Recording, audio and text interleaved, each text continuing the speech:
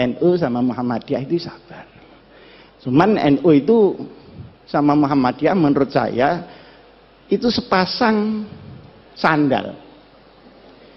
Jadi kalau dipakai semua. Kalau tidak ya sekalian tidak semua. Jangan dipakai yang kanan, yang kiri tidak dipakai. Nah ini kira orang stres itu.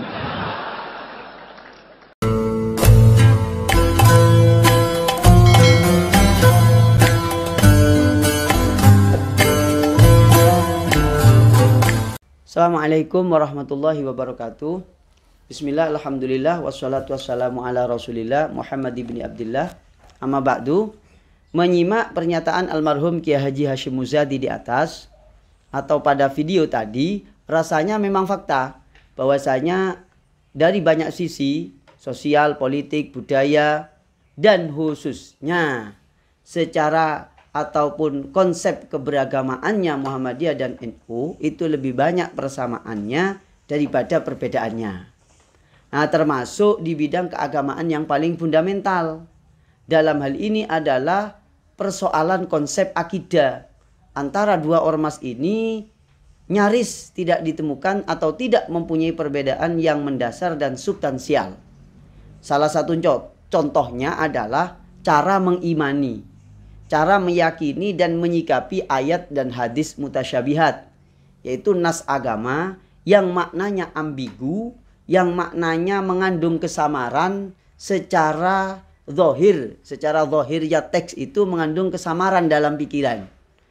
Bagaimana caranya? Cara mengimaninya Muhammadiyah dan NU sama persis 99,99, yaitu menggunakan tafwid dan takwil. Dalam istilah HPT ini adalah taslim. Ya maknanya sama, maksudnya sama. Kami rujuk yang cetakan ketiga, kemudian cetakan terakhir.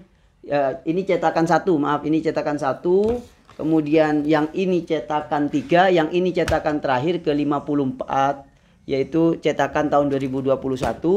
Sedangkan yang dari kitab NU kita rujuk langsung kitabnya Hadratus Syekh Kiai Haji Hasyim Asy'ari, yaitu kitab Risalatul Ahli Sunnah wal Jamaah.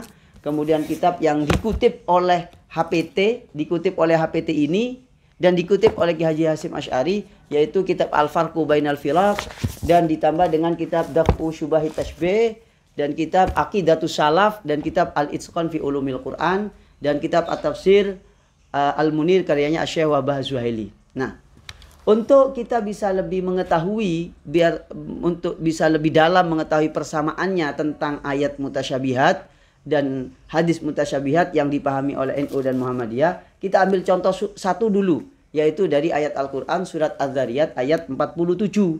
Allah Subhanahu wa taala berfirman, "Was-samaa'a banainaha bi'aidin wa inna lamusiun." Dan langit itu kami bangun dengan aidin. Nah, aidin itu makna satu secara zahir yang unggul, yang menang secara bahasa. Aidin itu jamak daripada yadun. Nah, yadun itu artinya adalah tangan, terjemahnya itu tangan. Maknanya apa? Al-jarihah, anggota tubuh yang terdiri dari ada kukunya, ada bulunya, ada kulitnya, ada dagingnya, ada darahnya, begitu. Nah, sedemikian ini adalah sifat makhluk. Sifatnya makhluk begitu itu. Tangan ada kukunya, ada macam-macamnya, itu sifat makhluk.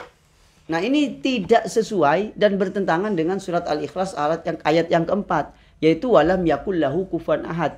Asy-Syura ayat 11. Laisa kamitslihi syai'un wa huwas samiul basir.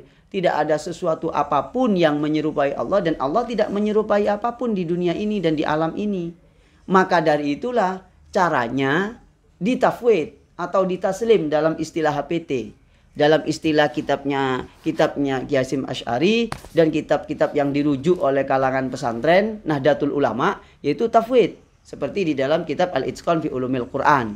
Nah, tafwid itu bagaimana? Menyerahkan maknanya kepada Allah, lalu seraya tidak meyakini secara zahir yang tersirat itu.